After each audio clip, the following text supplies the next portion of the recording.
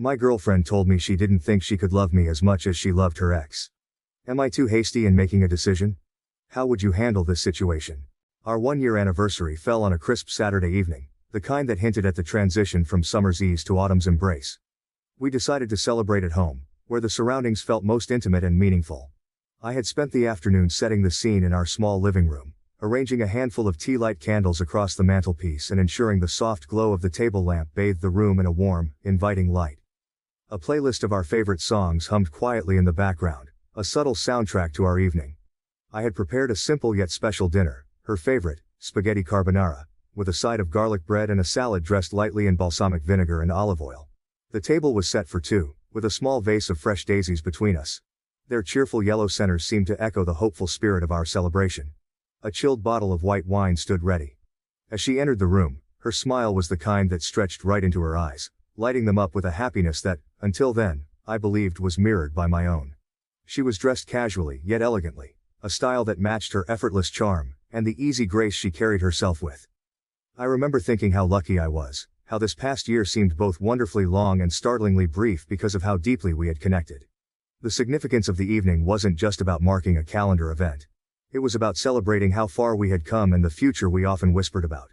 We had planned to share more than just dinner. We had agreed that tonight would be the night to share secrets too. Not the petty confessions of daily life, but the deep hidden truths that one seldom shares. It felt right, marking our commitment and trust in each other, reinforcing our bond with honesty. As we settled into our seats and I poured the wine, the clink of the glasses was a toast to us. We talked and laughed through dinner, each moment easing us deeper into the comfort of our shared life. Yet, beneath my cheerful exterior was a knot of anticipation about what I would share and what I might learn. Little did I know, the night would unfold in ways that would challenge every notion I had of our relationship. As we cleared the dishes and refilled our glasses, preparing to divulge our secrets, the weight of the moment settled between us, filled with promise and the faint nagging edge of apprehension. We settled back into the couch, our wine glasses refilled, the room dimly lit with the soft glow of the candles I had arranged. The air felt heavier as the moment to share our secrets approached. She took a deep breath, her fingers nervously twisting the stem of her wine glass. The music seemed to fade into the background as she began to speak. I've never told anyone this, not because I wanted to keep it a secret, but because it's something I've struggled to come to terms with, she started, her voice steady but her eyes not meeting mine. My relationship with my ex was profound, more than just a first love. He was, in many ways, my great love. Her words hung in the air, heavy and unexpected. She continued, explaining how they had been together for over 6 years, how he was her first serious relationship, and how deeply they had connected. He was my first everything, she admitted, a trace of sadness weaving through her words. And even though I was the one who ended it because he wouldn't commit further, it broke me in ways I can't fully explain. As she spoke, my heart sank with each revelation. The room felt smaller, as if the walls were inching closer with each word she uttered. I felt a mix of emotions: betrayal, hurt, confusion. It was a cocktail of feelings I wasn't prepared for. The idea that I might always be second to a ghost from her past was devastating. She told me how deeply she had spiraled after their breakup, losing her job, gaining weight, battling months of depression. It was a part of her life she had never shared in detail, her vulnerability palpable as she laid her past bare before me. I'm telling you this because I want no secrets between us, she said, finally looking up at me. Her eyes were earnest, filled with a mix of fear and hope. I love you, and I am happy with you. I don't regret breaking up with him, and I've never considered going back. But it's important you know that part of my heart holds a place for what I felt with him. Processing her words was like trying to navigate through a thick fog. My initial instinct was to shut down, to retreat inwardly. I felt like a placeholder, a second choice to a shadow I could neither compete with nor erase. The pain of that realization was sharp, and it clouded my ability to fully grasp the entirety of her confession. Despite the turmoil inside me, I could see her struggle. It was clear this confession wasn't easy for her either. She was sharing a deeply embedded scar, trusting me with the kind of honesty that could either deepen our connection or serve it completely. Her hands trembled slightly, and she took occasional sips of her wine, perhaps in an attempt to steady herself. I don't want to be just a comfort following your heartbreak, I found myself saying, my voice quieter than I intended. How do you see us moving forward when you hold such a profound connection to your past? Her response was slow, thoughtful. I see us as an opportunity for something different, something new and possibly even deeper, she said. I am not asking you to be him or to compete with a memory. I'm asking you to be you, and that's who I love now. But despite her reassurances, the seed of doubt had been planted. The rest of the evening passed in a blur. We talked more, trying to navigate our feelings and understand where we stood. But as the candles burned lower, so did my hope that we could find our way back to the ease and joy that had defined the start of our evening. As she spoke of her past love with such intensity, I couldn't help but wonder if the depth of her feelings for him was something I would always long for, yet never truly experience with her. After her confession, the atmosphere shifted dramatically. The room still wore the remnants of our celebratory setup, but the mood had soured. We tried to salvage the evening, attempting to steer our conversation towards lighter topics, but the effort felt strained and hollow. Laughter, which earlier had bubbled up effortlessly, now seemed a rare and forced commodity. I kept stealing glances at her, trying to reconcile this new information with the person I thought I knew so well. She attempted to smile, to make light of the heavy air between us, but her smiles didn't quite reach her eyes anymore.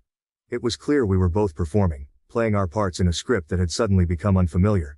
Internally, I was a mess. Part of me wanted to scream, to ask why she hadn't told me sooner, or why she felt this was the right time to drop such a bombshell.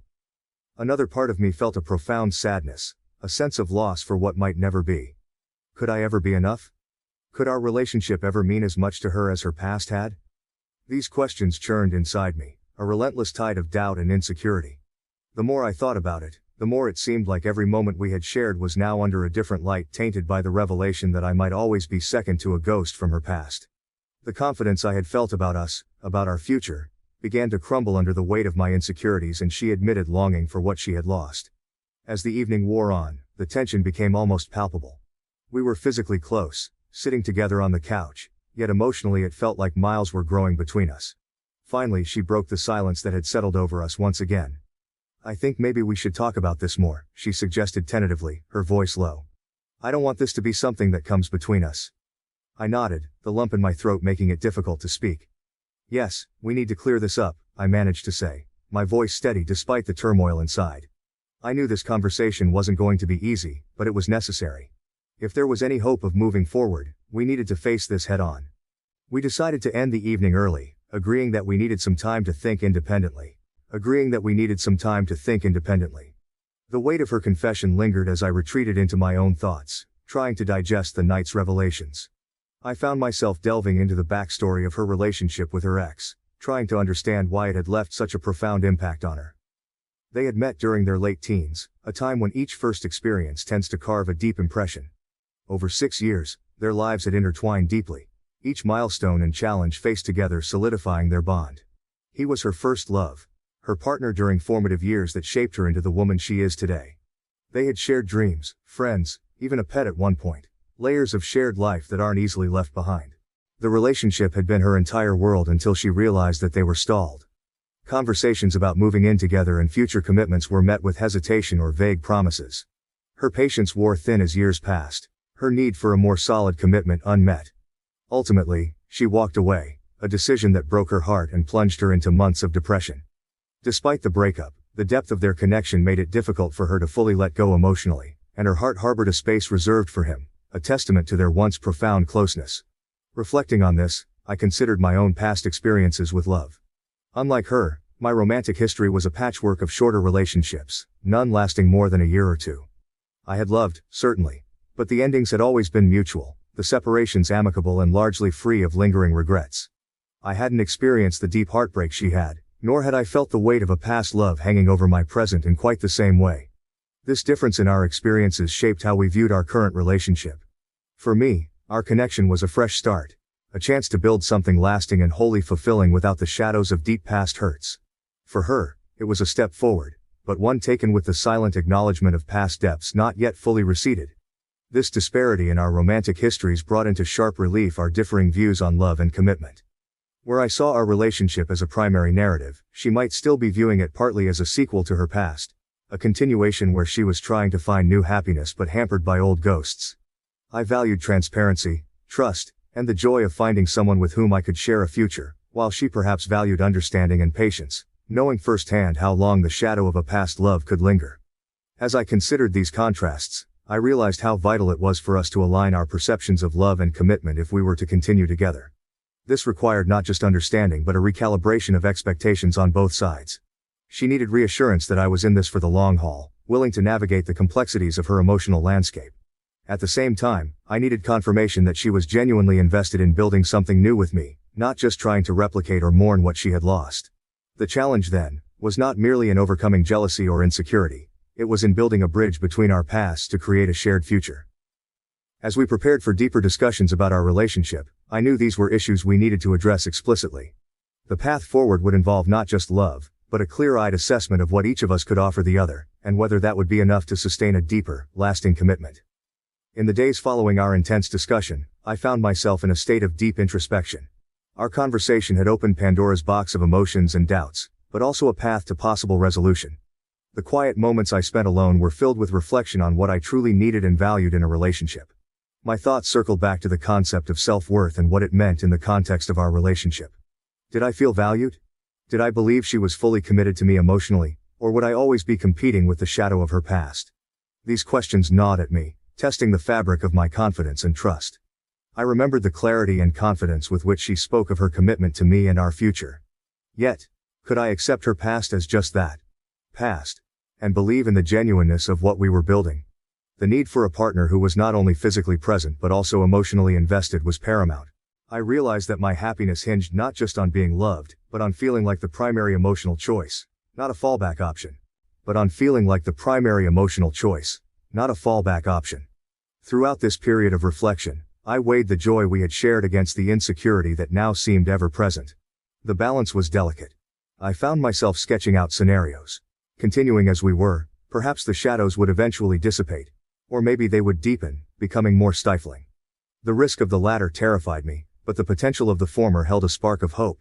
My decision needed to be rooted in more than just reactionary feelings to a painful revelation. It needed to come from a place of strength and self-respect. I acknowledged that her past shaped her, as mine did me. But I also recognized my need for a relationship where I felt like the unequivocal choice. Finally, after much deliberation, I realized that the foundation of our relationship was strong enough to merit moving forward, but with conditions. We needed continuous, open communication and a commitment to work through insecurities as they arose. Most importantly, I needed to see tangible evidence of her emotional commitment to me. I decided to sit down with her again, express my feelings and the conditions under which I felt our relationship could continue to grow. I'm ready to move forward together, I'll say, but we both need to have our hands full. I need to feel like I'm your first choice now, not just an option. Choose safely.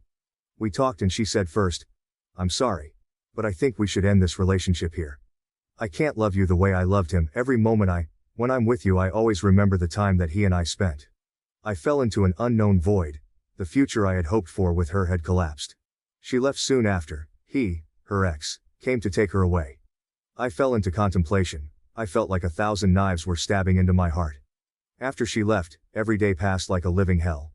I tortured myself. I drank every night, cried every night, missed work, texted her every day. Repeatedly for nearly a month, I decided to meet with her to resolve this matter. I called her and asked her to meet me on Saturday at the cafe we often go to together. Sitting across from each other, we exchanged not just thoughts, but the vulnerabilities of our hearts. I care about you deeply, I began, my voice steady despite the turmoil inside. But I feel like our needs and where we are in our lives just aren't aligning the way they need to for this to work. She nodded, her expression solemn, her eyes reflected a mix of sadness and understanding. I love you, and because of that, I want you to feel fulfilled and valued, not second best or filled with doubt about my feelings. It was a painful acknowledgement that while love was present, it wasn't sufficient to overcome all obstacles. I need more, I admitted. And I think you need someone who can fully appreciate the past you carry with you without feeling overshadowed by it. We talked about how we would transition from being a couple to being individuals once again. It was clear that while our romantic relationship was ending, we both had a deep respect for each other that we hoped would continue in some form, even if just as distant friends who wished the best for one another. The finality of our decision began to sink in as we stood up to say goodbye. We embraced, a long tight embrace that spoke volumes about the journey we had shared. It was an embrace of gratitude for the good times and the lessons learned, a silent promise to carry those memories with respect and not bitterness. As we parted, the pain of the farewell was palpable, but there was also a sense of relief. Relief that we were both free to find happiness that was more aligned with our emotional needs and future aspirations. Take care of yourself, she said, her voice soft but composed. You too, I replied, managing a small sincere smile. I hope you find what you're looking for. As I walked away, the heavy burden of uncertainty had lifted somewhat. There was sadness, yes, but also a burgeoning sense of hope. The path ahead is now about healing, about rediscovering self-worth and the kind of love that could embrace all parts of who I was. The future was uncertain, but it held promise. The promise of new beginnings, of lessons learned being applied to new relationships, and most importantly, the promise of finding someone who could and would love fully and be loved fully in return. Each of us will walk our separate paths, but we will do so enriched by our time together and wiser for the experiences we had shared. Thank you for watching. If you haven't subscribed yet, please do so and hit the notification bell to stay updated with more shocking real-life stories happening around you. In the busy city center, there was a hospital called St. Michael's. Here, life and death were always close by, in the narrow hallways and clean rooms. I'm Dr. Mary Harper. My life at the hospital was very different from my life at home with my husband John. Our marriage used to be happy, filled with laughter and dreams. But things had slowly changed, and I was dealing with a reality I never expected. I was a well-respected surgeon at St. Michael's. My days and nights were filled with the constant demands of my job. The hospital was a safe haven for me.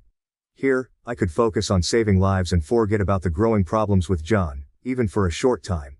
My love story began within the hospital walls. We met by chance, talking over patient charts and during coffee breaks. Our love felt strong, like it could overcome any difficulty. But lately John seemed far away. He wasn't as warm and friendly anymore. He worked late at the office a lot and made secret phone calls, thinking Mary wouldn't notice. Then came a message that broke my heart. It was a picture from someone I didn't know, showing John with another woman. It was a terrible betrayal, much worse than any injury she'd ever seen in the operating room. In the days that followed, I worked even harder than before, if that was even possible. The hospital hallways, filled with the sounds of people fighting to survive, became my hiding place. I did my job automatically, talking to colleagues and patients in a professional way that hid her inner turmoil. At home, conversations with John were tense, with long silences and questions left unsaid. I wanted to yell at him and demand answers, but fear held my back. I feared the truth, what it meant for our marriage and the life they'd built together. Even though the hospital was familiar, it now felt like a mirror reflecting the changes in my life. Just like I dealt with different medical problems, I knew I would eventually have to face the truth about my marriage. It was scary not knowing what would happen, but I understood that healing, any kind of healing, meant facing the pain head on. So, with each step through the busy hospital, I carried not just the hopes of my patients, but also the weight of my own heartbreak. It was a delicate balance I managed day by day, moment by moment. As I prepared to face the truth about John's betrayal, I found a strength I didn't know I had. This strength came not just from being a surgeon, but from my journey as a woman dealing with the complexities of love, loss, and the possibility of a new beginning. The evening I discovered John's betrayal, I was late, the hospital demanding every ounce of my attention. By the time I left, the night had wrapped the city in its quiet, indifferent embrace. I remember thinking I'd grab something to eat on the way home, a silent concession to the empty apartment that awaited me. As I navigated the evening traffic, my phone buzzed. I glanced at it, expecting another message from John about working late or another last-minute business dinner. But it wasn't from him. An unknown number. Curiosity overcame caution, and I opened the message at the next red light. The photo loaded slowly, pixel by pixel, a digital taunt. And there it was, John, unmistakably him, with a woman I didn't recognize. They were close, too close, her hand on his chest, laughter frozen on their faces. The message beneath the photo was simple, just 2 words, but they hit me as hard as a physical blow. I'm sorry. I stared at the screen, the light turning green unnoticed. The cars behind me honked, jolting me back to reality. I drove home in a daze, the image burning behind my eyes, every detail seared into memory. The apartment was dark when I arrived, silent except for the hum of the refrigerator and the distant sounds of the city. I sat at the kitchen table, the phone lying there like an accusation. My mind raced questions, scenarios, justifications. But the photo, that damning evidence, offered no escape from the truth. I remember the day clearly. It was a typical evening. I was tidying up after dinner, waiting for John to come home. He was late again, something I had grown accustomed to, given his demanding job. But that night, as I picked up his suit from the floor to hang it, a piece of paper fell out. Curious, I picked it up, unfolding it to find a hotel receipt dated 2 days back, for a room booked under John's name. My heart sank. It wasn't just the receipt, it was the realization that all the late nights, the missed dinners, weren't sacrifices for his career but for someone else. A sickening detail jumped out at me, a handwritten note he scrawled on the back in lipstick. Room 412. Don't be late, darling. The blue drained from my face. This wasn't just a business meeting, a late client dinner. This was a deliberate rendezvous, a secret whispered promise. The confrontation that followed was inevitable. The clock on the microwave blinked at 1:00 a.m. John still wasn't home. The silence in our apartment screamed louder than any fight. The hotel receipt in my hand felt like ice. John's name a cruel accusation. A burning jealousy, hot and sharp, twisted in my gut. Images of John laughing with some other woman filled my head. Every imagined touch, every joke, felt like a betrayal. Was this why he was working late? Why did a strange perfume linger on him? Cold fury replaced the desperate hope clinging to me. I snatched my keys, my movements fueled by hurt and anger. The car roared to life, a pale echo of the storm inside me. Streetlights blurred as I raced through the deserted city, envy twisting every woman walking hand in hand with a man into a potential rival. The fancy hotel loomed ahead, a symbol of my growing dread. My hands trembled on the wheel as I parked, each step towards the entrance a battle against shaky legs. The heavy doors whooshed open, revealing a scene that stole my breath. There, bathed in warm light, stood John. His arm was around a beautiful woman, their laughter a symphony that scraped against my raw heart. Jealousy, a ravenous beast, roared to life, consuming every rational thought. This wasn't a misunderstanding, it was a betrayal fueled by a desire I couldn't compete with. The fight was inevitable, but my weapon wouldn't be logic. It would be the burning fury of a love choked by jealousy. Tears streamed down my face as I delivered a stinging slap to the woman's cheek. Ignoring John's shouts echoing through the hotel lobby, I bolted towards my car. Consumed by hurt and anger, I slammed my foot on the accelerator, desperate to escape and return home. The dream of our happy life together shattered. I aimed to pack my bags and leave him immediately. But fate had a cruel twist in store for me. Suddenly, disaster struck. The brakes failed entirely, and my car careened out of control, crashing into the roadside fence. Silence descended, a stark contrast to the chaos of moments before. As the quiet settled, the sounds of a distant ambulance siren pierced the night. Bathed in the soft glow of the nightlights, a wave of memories washed over me, happy moments, culminating in the image of John proposing, his vows echoing in my head. My eyelids fluttered shut, tears still clinging to my lashes. Was this the end? Update.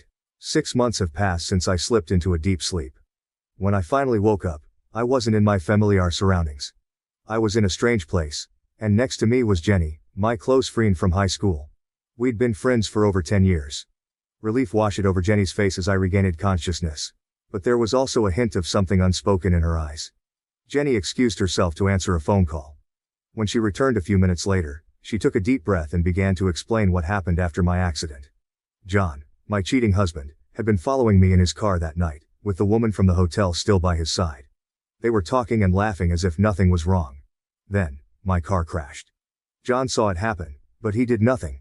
He just watched from a distance and called an ambulance, a final cold act of charity before leaving the scene. He drove away, seemingly free from any responsibility. It was hard to believe the police showed my current guardian, Jenny, the footage from my car's dashcam. The story gets worse. While I lay unconscious in the hospital, John and his lover continued their extravagant vacation. They didn't care about my well-being. To fuel their lavish lifestyle, John even stole all my savings and used it to buy a luxury apartment for them to live in together. But the most satisfying twist was yet to come. As the stunned guests erupted in a cacophony of whispers and gasps, I walked away, head held high. John, his facade crumbling, clung desperately to Lily. Perhaps there was a flicker of genuine love in his eyes, but it was overshadowed by the betrayal that burned in my gut. I had foolishly expected an apology, a shred of remorse, but there was only a deafening silence. Later that night, John materialized at my doorstep, his demeanor a stark contrast to the bluster he'd displayed earlier. He was a desperate man now, threatening me to stay away from his beloved, while our divorce was still being finalized. The audacity of it all. The man who'd betrayed me in the worst way possible now dared to try and control me. The depth of his betrayal was a gaping wound, a constant reminder of the love I'd so blindly offered. But I was done being a victim. I finalized the divorce, ensuring I received every penny I deserved. John and Lily, tainted by their actions, were both ferried from the hospital. Now, with Lily pregnant, I couldn't help but wonder how John would manage to support his growing family. My current mission?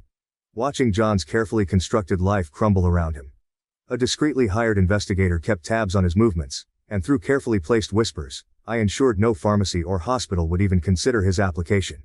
They had sown the seeds of their destruction, And now, they were reaping the bitter harvest. Days turned into weeks, each one a slow burn for John. Lily's belly grew bigger, a constant reminder of the mess he'd created. He lost his good job and was stuck with any odd work he could find. These jobs left him sore and tired, but they barely paid the bills. With a baby on the way, it wasn't enough.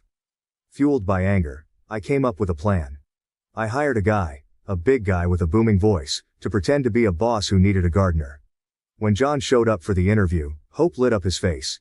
He looked rougher than before, but finding work was a big relief. He agreed to everything without realizing I was the one pulling the strings. In a way, I felt good about it. I pictured John sweating under the sun, regretting everything with every ache and pain. But things didn't go as planned. John did every job, no matter how hard, without complaining. He worked like a man fighting for something precious, his family, his unborn child's future. Lily's due was coming up, and John, ever the loving husband, wanted to get her something nice. But he had no money. Shamefaced, he went to the boss, me, in disguise. John's jaw hit the floor when he saw me. The fake boss greeted him loudly, trying too hard to be cheerful. He called me the hostess, to keep up the act. John's voice was barely a whisper as he asked for a loan. My fake boss, acting his part well, shook his head and said, pretending not to know me, "She's new. Can't give out loans yet." John slowly understood everything. He ignored the dirt on his clothes and the tiredness in his face and turned to me, the woman he'd hurt so much. His voice shaky with worry, begged for my help. He wasn't asking for himself anymore, but for Lily, the one who stuck by him through everything. I watched him fall apart. A mix of feelings churned inside me, anger, satisfaction, and something else I couldn't place. Maybe even a little pity.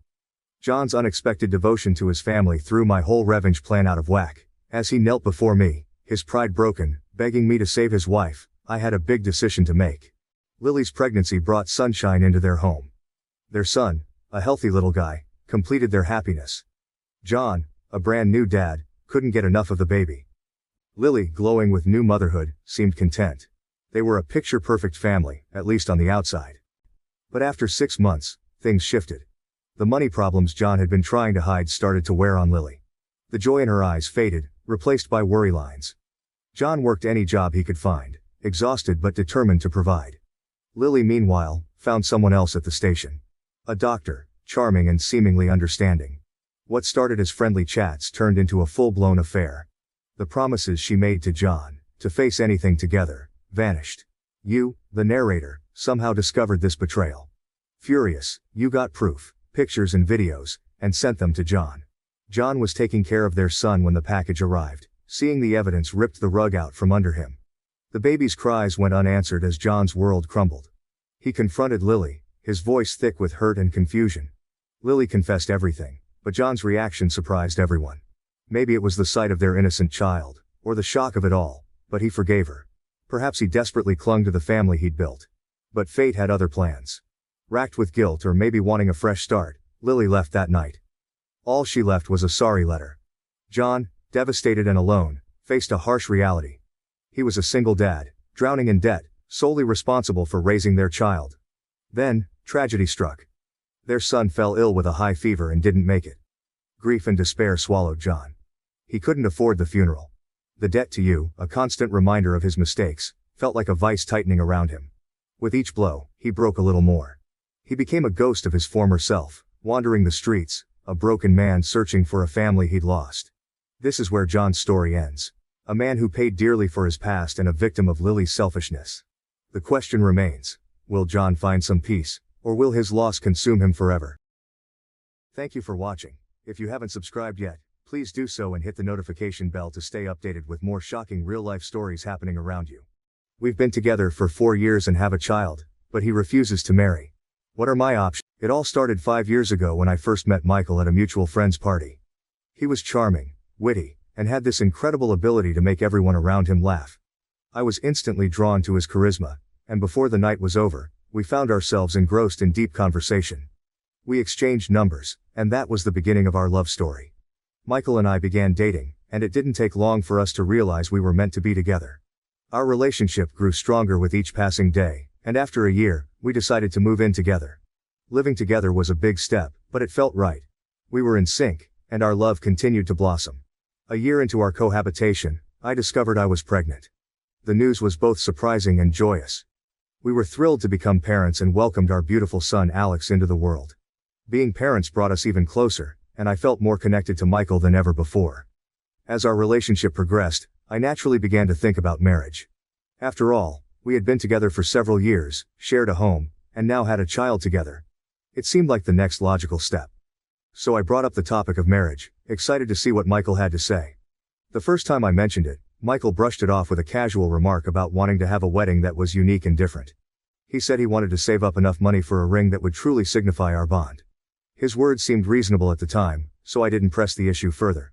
Months went by, and every time I brought up marriage, Michael had a new excuse. "Why don't you propose to me?" he said once, catching me off guard. When I playfully agreed, he laughed it off, saying he wouldn't say yes. It became a running joke between us, but deep down, it bothered me. Recently, I decided it was time for a serious discussion. I needed to understand why Michael was so hesitant to take this step. We sat down one evening after putting Alex to bed, and I asked him directly why he didn't want to marry me. After a long pause, he finally came clean. He told me he didn't want to marry me now because he felt I still had growing to do. According to him, I was a bit too childish, and he wasn't ready to commit to marriage under those circumstances. His words hit me like a ton of bricks. I felt a mix of confusion, frustration, and hurt. I had grown so much since we first met, and I was doing my best to be a good partner and mother. Yet, here he was, telling me I wasn't enough. I knew I had my flaws, but who didn't? I also felt Michael was a bit childish at times, but that didn't change my desire to marry him. We had been together for 4 years, lived together for almost as long, and had a 3-year-old child. What else was he looking for? He said I was an emotional thinker and tended to seek revenge when wronged.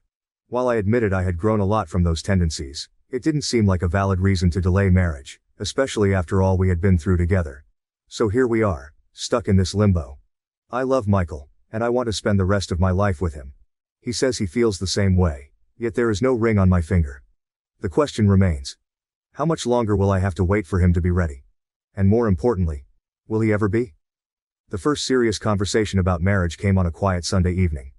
We had just put Alex to bed, and the house was filled with the soft hum of the dishwasher.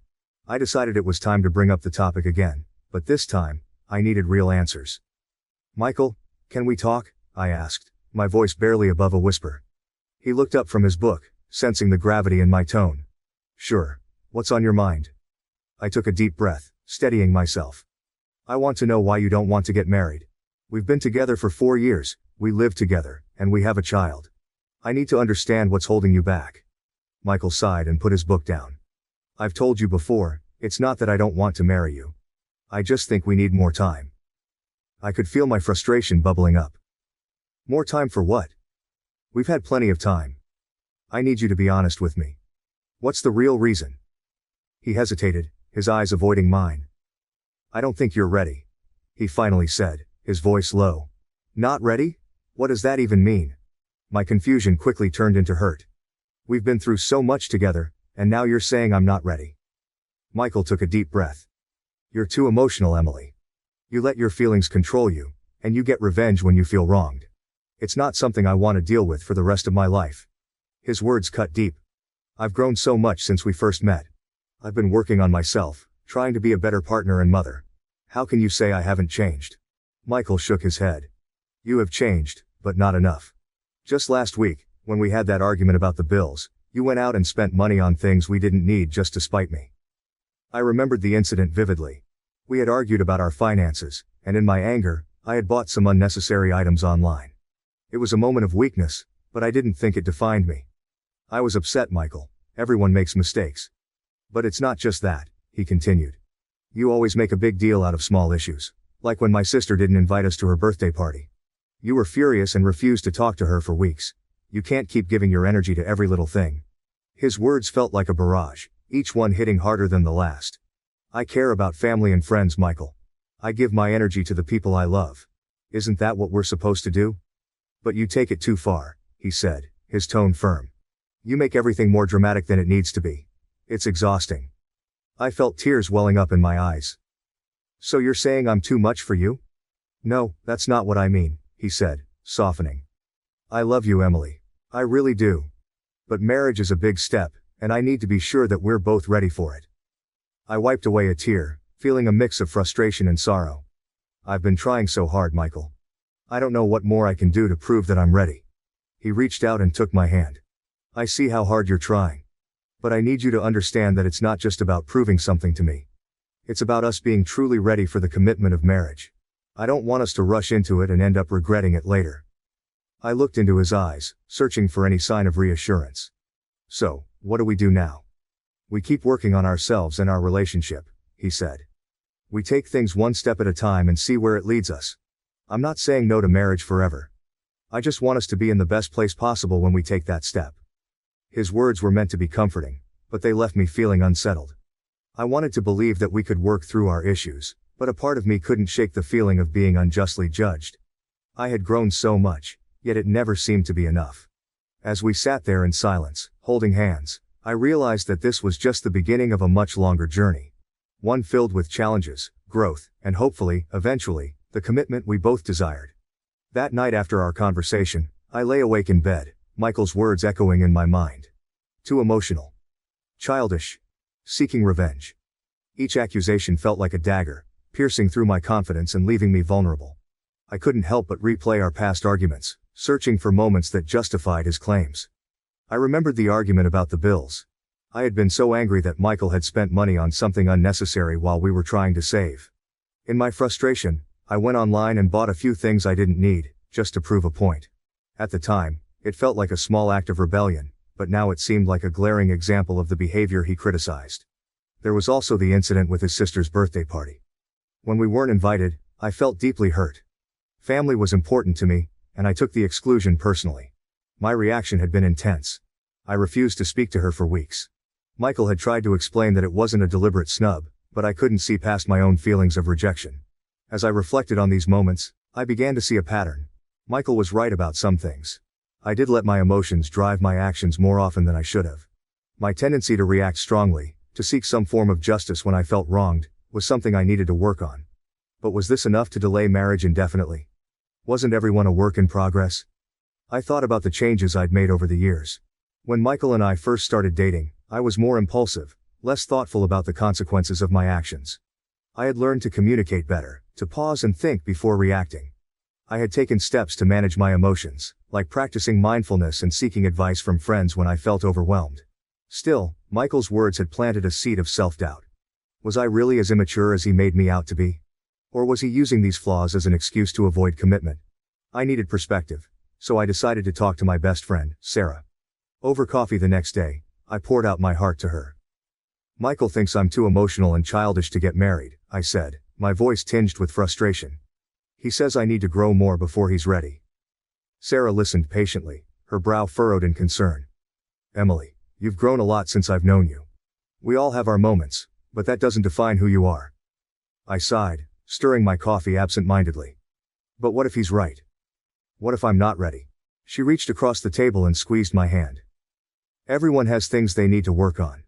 The important thing is that you're aware and you're trying to improve. Relationships are about growing together, not waiting for one person to be perfect. Her words offered some comfort, but I still felt a lingering uncertainty.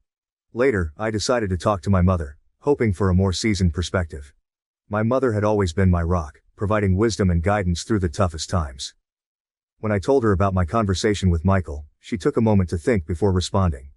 Emily, marriage is a big step, and it's good that Michael is thinking about it seriously. But it sounds like he's focusing on your flaws rather than seeing how you complement each other, she said gently. You need to consider if he's also willing to grow and change. Marriage is about supporting each other through that journey. I nodded, absorbing her words. Do you think I'm ready for marriage? Only you can answer that, she replied. But I can tell you this. No one is ever truly ready in the way they think they need to be.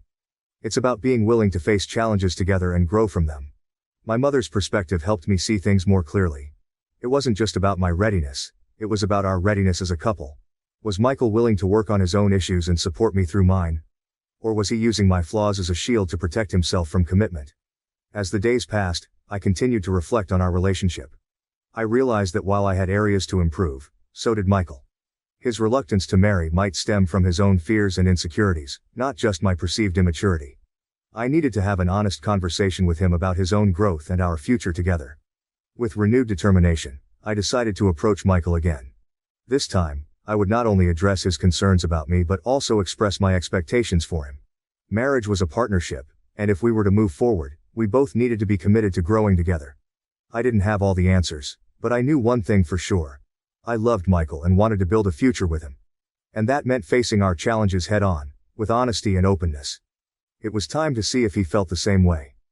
A few weeks after our initial conversation, I gathered my courage for another serious talk with Michael. I had spent a lot of time reflecting on his words and my actions, but I still felt there were unresolved issues between us. I needed clarity, not just for myself, but for the future of our relationship. The breaking point came one evening after a particularly stressful day at work. I had been juggling multiple deadlines and dealing with a demanding client, and by the time I got home, I was exhausted. Michael was in the kitchen making dinner, and Alex was playing with his toys in the living room. The sight of our cozy home usually brought me comfort, but tonight, it only reminded me of the unresolved tension between us. As we sat down to eat, I couldn't hold back any longer. "Michael, we need to talk," I said, my voice strained. He looked up, sensing the gravity of my tone. "About what?" "About us. About this endless limbo we're in," I replied, my frustration boiling over. Michael sighed, setting down his fork. "Emily, we've talked about this so many times. What more is there to say?" I felt a surge of anger. "There's plenty to say. We've been together for 4 years, Michael. We have a child together. And yet, you still can't commit to marrying me. I'm tired of waiting." His eyes flashed with irritation. "It's not that simple, and you know it. I've explained my reasons. But your reasons keep changing," I snapped. "First, it was about money and the perfect ring. Then it was about my emotional growth. Now it's about how I misallocate my energy. When will it ever be enough?" Michael stood up, pacing the kitchen. "I just want us to be ready, Emily. I don't want to rush into something we might regret." I stood up too, my hands trembling with emotion. "This isn't just about being ready. It's about you being afraid to commit. You're hiding behind these excuses because you're scared." He stopped pacing and faced me, his expression hardening. "That's not fair. I'm being honest about my concerns. It's not just about me, it's about both of us." I could feel tears welling up, but I refused to back down. "I've been working so hard to address your concerns. I've grown so much, Michael. But you keep moving the goalposts. It's like nothing I do is ever good enough for you." Michael's face softened, but his eyes remained resolute. "I see how hard you're trying, Emily. I do. But I need to feel secure too. I need to know that we're both in a place where we can handle the challenges of marriage." I took a deep breath, trying to steady my voice. "And what if we never get there? What if you never feel secure enough? Are we just going to keep living like this, pretending everything's fine while we avoid the real issues?" He didn't answer immediately, and the silence between us grew heavy. Finally, he spoke, his voice barely above a whisper. "I don't know." That was it. That was the moment I realized I couldn't keep living in this uncertainty. "Michael, I can't do this anymore," I said, my voice trembling. "I love you, but I can't keep waiting for you to decide if I'm worth marrying. I need to know where we stand." He looked at me, his eyes filled with a mixture of sorrow and fear. "What are you saying?" "I'm saying that we need to make a decision. Either we work through this and commit to each other fully, or we go our separate ways," I said, my heart breaking with each word. Michael stared at me, his face pale. "Emily, don't do this. We have a child together. We can figure this out." I shook my head, tears streaming down my face. "I can't keep living in this limbo, Michael. It's not fair to me, and it's not fair to Alex. We need to make a choice." The next few days were a blur of tension and sadness. Michael and I barely spoke, the weight of our unresolved argument hanging over us. Alex sensed the change, becoming more clingy and anxious. It broke my heart to see him affected by our conflict. One evening, as I was putting Alex to bed, he looked up at me with wide, innocent eyes. "Mommy, are you and Daddy mad at each other?" I felt a lump in my throat, struggling to find the right words. "No, sweetheart. Mommy and Daddy are just trying to figure some things out. But we both love you very much."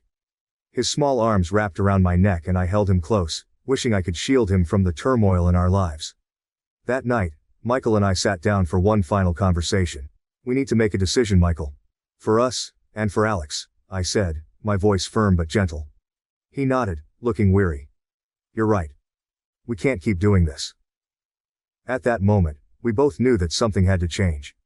It was time to either face our fears and commit to each other fully, or to let go and find our own paths.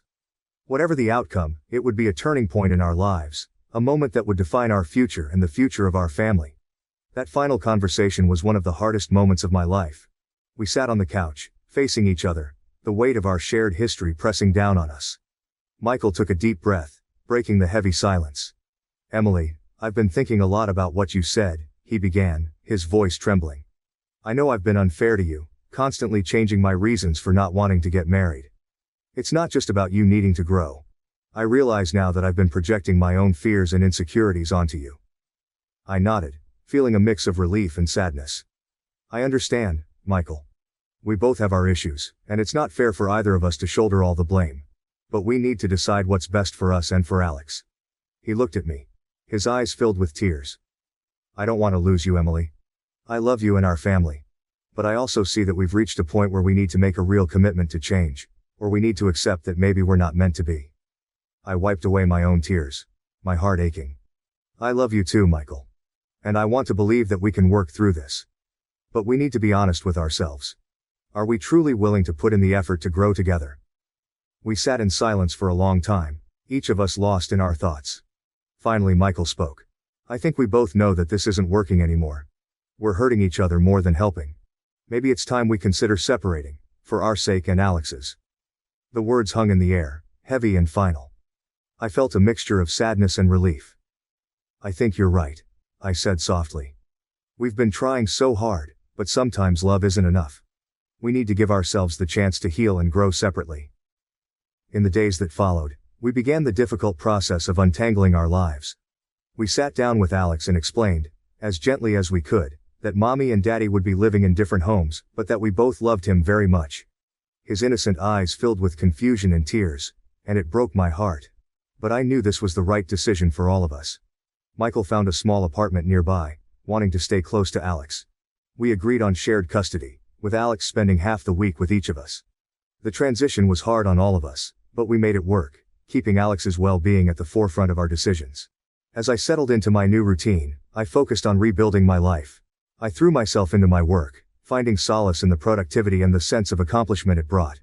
I also reconnected with friends I had neglected, finding strength and support in their presence. I took up yoga and meditation, practices that helped me manage my emotions and find inner peace. Michael too was on his own journey of self-discovery. He started seeing a therapist to work through his fears and insecurities. He began taking night classes to further his education and career, something he had always talked about but never pursued. We remained amicable, communicating openly about Alex's needs and occasionally catching up over coffee to discuss how we were coping with the changes. One evening, a few months after our separation, I sat down with Alex as he was drawing pictures of our family. He looked up at me and asked, "Mommy, are you and Daddy happier now?" I paused, considering his question. "Yes, sweetheart, we are. It's been hard, but sometimes people need to follow different paths to be the best they can be. Daddy and I both want to be the best parents we can for you." He nodded, seemingly satisfied with my answer, and returned to his drawing. Watching him, I realized how resilient children are and how important it is to model strength and positivity for him. As time passed, I found myself growing in ways I hadn't anticipated. I became more confident, more self-assured. I discovered passions and interests I had long forgotten, buried under the weight of a strained relationship. I began to see a future that was bright and full of possibilities, a future where I could be truly happy and fulfilled. Michael and I continued to co-parent effectively, creating a stable and loving environment for Alex.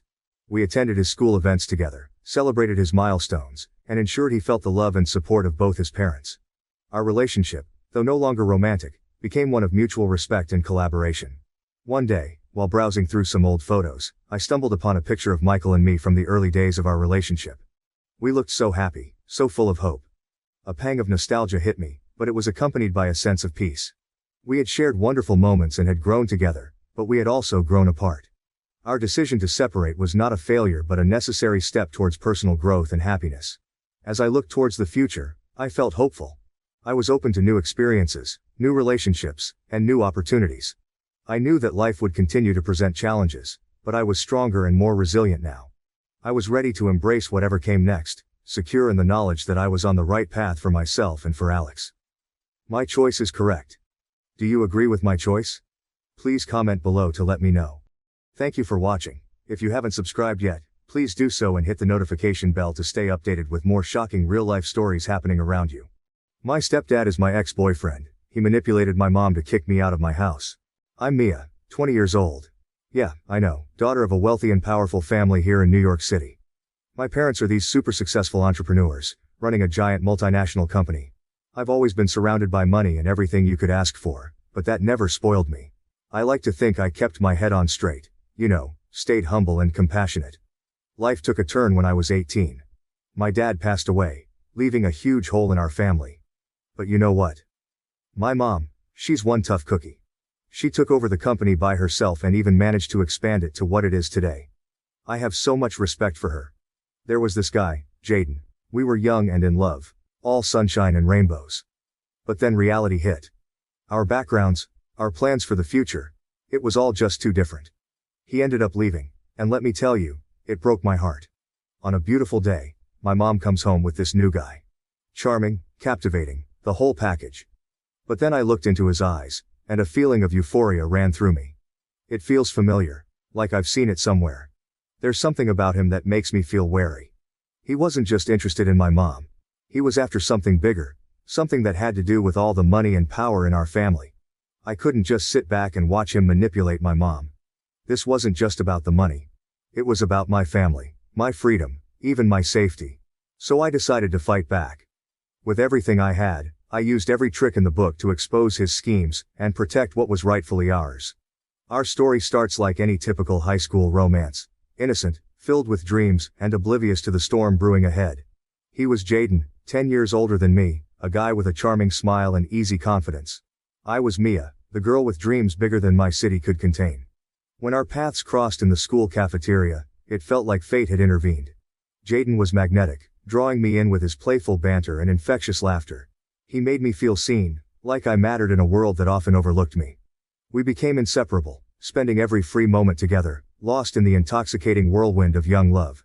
But beneath the surface of our romance lurked shadows of uncertainty. Jaden had a temper that flared up unexpectedly, turning our passionate love affair into a roller coaster ride of highs and lows. His jealousy was suffocating, making me feel like I was walking on eggshells, afraid to set him off. I tried to brush off his mood swings as the quirks of young love, but as time went on, they became harder to ignore. Our arguments grew more frequent, fueled by misunderstandings and hurt feelings. For every low, there were moments of undeniable tenderness, stolen kisses under the stars, whispered promises of forever in the darkness of my bedroom. As I graduated high school and embarked on the next chapter of our lives, our relationship faced its greatest test yet. Jaden's possessiveness escalated, his insecurities bubbling to the surface in toxic waves of anger and control. He became suspicious of every interaction I had with other guys, accusing me of betraying his trust at every turn. I tried to reassure him, to make him see that his fears were unfounded, but it was like trying to calm a raging storm with gentle words. Our once bright future began to dim under the weight of his insecurities, leaving me feeling trapped in a relationship that was slowly suffocating me. Then came the final blow, the revelation of his infidelity. I caught him red-handed, his lies unraveling before my eyes like a threadbare sweater. The pain was indescribable, a dull ache that settled in the pit of my stomach and refused to let go. I wanted to scream, to lash out at him for betraying my trust and breaking my heart into a million irreparable pieces. But in the end, there was nothing left to say. I walked away from our relationship, leaving behind the shattered remnants of our love and vowing never to look back. It was a painful decision, but it was also liberating. A chance to reclaim my life and rebuild myself from the ground up. Looking back on those tumultuous days now, I see them not as a period of regret or sorrow, but as a journey of self-discovery and growth. Jaden may have been my first love, but he was not my last. And though the scars of our past will always linger, they serve as a reminder of the strength and resilience that lies within me. Our relationship may have ended in heartache and betrayal, but it also taught me invaluable lessons about love, trust, and the importance of staying true to oneself. And as I stand on the threshold of a new chapter in my life, I carry those lessons with me, a beacon of hope guiding me towards a brighter tomorrow. But in the end, there was nothing left to say. I walked away from our relationship, leaving behind the shattered remnants of our love and vowing never to look back. It was a painful decision, but it was also liberating, a chance to reclaim my life and rebuild myself from the ground up. Looking back on those tumultuous days now, I see them not as a period of regret or sorrow, but as a journey of self-discovery and growth. Jaden may have been my first love, but he was not my last. And though the scars of our past will always linger, they serve as a reminder of the strength and resilience that lies within me. Our relationship may have ended in heartache and betrayal, But it also taught me invaluable lessons about love, trust, and the importance of staying true to oneself. And as I stand on the threshold of a new chapter in my life, I carry those lessons with me, a beacon of hope guiding me towards a brighter tomorrow. Life had settled into a routine since my mom married Jaden. He seemed like a decent guy, always polite and helpful around the house. I accepted him into our family, grateful that my mom had found someone who made her happy. But there was always something about Jaden that didn't quite sit right with me, a nagging feeling of unease that I couldn't shake. Then, one fateful day, everything changed. My mother asked me to get her the files she kept in the closet. While I was searching, something compelled me to open Jaden's locker. Luckily, he had just stepped out. I approached Jaden's locker and noticed the key was still in the lock, suggesting he had just taken something out and left. I opened the locker and found Jaden's medical records. When I opened them to see what was written inside, the pictures fell to the ground, and I picked them up to look at them. I was so shocked when I saw those pictures. They were Jaden's plastic surgery photos. I looked at them one by one, and in the last photo, I couldn't believe my eyes. My stepfather was my ex-boyfriend. The realization hit me like a ton of bricks, knocking the breath from my lungs and leaving me reeling in disbelief. How could this be happening? How could the man who had once been the love of my life now be standing in my living room, wearing the guise of a loving stepfather? I felt a surge of anger and betrayal rise within me, threatening to consume me whole. If Jaden was capable of hiding such a massive secret from me, what else was he hiding? What did this mean for our family? And most importantly, what did he want from us? The questions swirled in my mind, each one more terrifying than the last. I couldn't shake the feeling that something sinister was lurking beneath the surface, waiting to be uncovered. But I knew that I couldn't confront Jaden until I had all the facts. So, I began to dig. I scoured old yearbooks, social media profiles, and any other sources I could find for clues about Jaden's past. What I uncovered was a tangled web of lies and deceit, a trail of breadcrumbs leading back to a past that he had tried so desperately to bury. As the pieces of the puzzle began to fall into place, the truth emerged in all its horrifying clarity. Jaden wasn't just my ex-boyfriend. He was a manipulative and deceitful man who had wormed his way into my mom's life with ulterior motives. He had orchestrated our meeting, pretending to be a kind and caring boyfriend while secretly plotting to gain control over my family's property. The revelation left me reeling. My world turned upside down in an instant. I felt a mixture of anger, betrayal, and disbelief swirling within me, threatening to consume me whole. How could I have been so blind? How could I have let myself be fooled by someone so manipulative and deceitful? But as the shock began to fade, a steely determination took its place. I refused to let Jaden destroy my family, to tear apart everything we had worked so hard to build. It was time to confront him, to expose him for the fraud that he was and reclaim control over our lives. Armed with the truth and a newfound sense of purpose, I prepared to confront Jaden and unravel the web of lies that he had spun around us. It wouldn't be easy, and there would undoubtedly be obstacles along the way, but I was ready to face whatever challenges lay ahead. As I took a deep breath and steeled myself for the confrontation to come, I knew that this was just the beginning of a journey that would test my strength, my courage, and my resolve. But I was determined to see it through to the end, no matter what it took. The days following the revelation of my stepdad's true identity felt like walking through a minefield, each step fraught with tension and uncertainty. The air in our home crackled with unspoken words, heavy with the weight of secrets and betrayal. I couldn't escape the feeling that danger lurked around every corner, ready to pounce at the slightest provocation. As I tried to piece together the fragments of my shattered reality, I couldn't shake the feeling of being watched, of being scrutinized under a microscope by someone with sinister intentions. Jaden's once friendly demeanor had morphed into something altogether more menacing, his smiles now laced with malice and his words dripping with poison. I began to notice subtle changes in his behavior, the way he would linger a little too long in the hallway, the way his eyes would follow me with a predatory gleam whenever I entered a room. It was as if he was waiting for the perfect moment to strike, to unleash his fury and exact his revenge for daring to uncover his secrets. But despite the growing sense of dread that gnawed at my insides, I refused to cower in fear. I knew that I couldn't let Jaden intimidate me into submission, couldn't let him win without a fight. So, I armed myself with knowledge, delving deep into his past in search of the truth that he so desperately wanted to conceal. What I uncovered was a web of deceit so tangled that it made my head spin.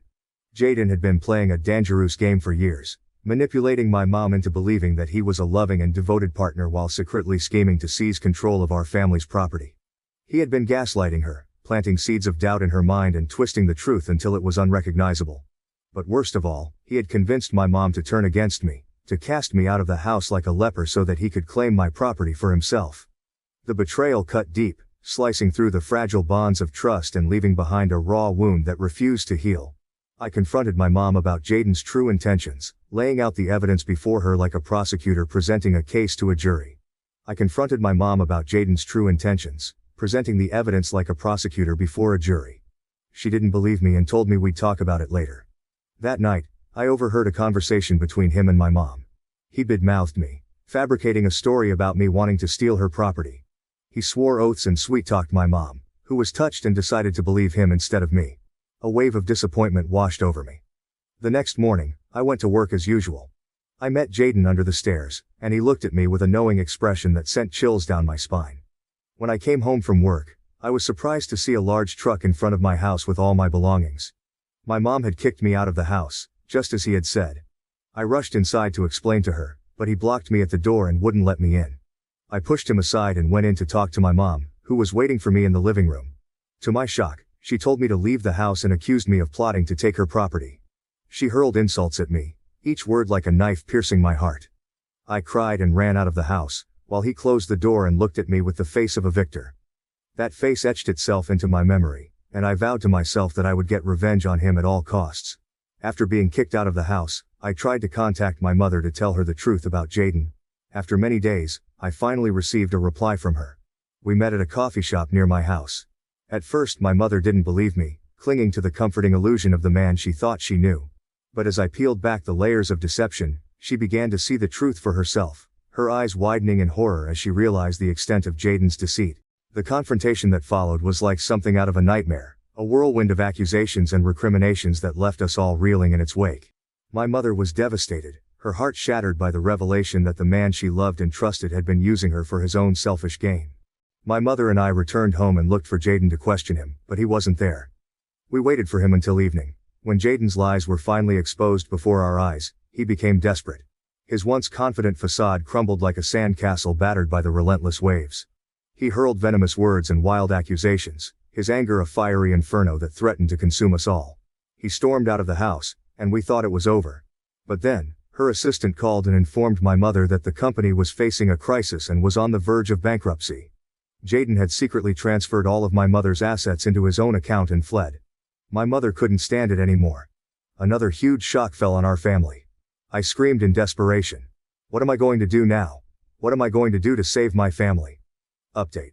1 month later, our family officially went bankrupt. The news spread like wildfire. But my mother didn't give up. She contacted all of our old partners and friends in an attempt to save the company. However, to our surprise, these friends didn't help us in our time of need. The truth behind this was that Jaden had manipulated them and constantly badmouthed my mother to them. But it seemed like God had heard my prayers. My father's best friend contacted my mother after hearing about the news, and he helped us save the company, and Jaden is still unknown. We don't know where he went, but my mother's friend said he taught him a lesson for his lies and betrayal. In the end, justice had been served, and we were free to move forward with our lives, stronger and more resilient than ever before. The road ahead would be long and difficult, filled with obstacles and challenges that we couldn't yet foresee. But with the truth on our side and the love of family to guide us, I knew that we would emerge victorious, ready to face whatever the future held with courage and determination. Thank you for watching. If you haven't subscribed yet, please do so and hit the notification bell to stay updated with more shocking real-life stories happening around you.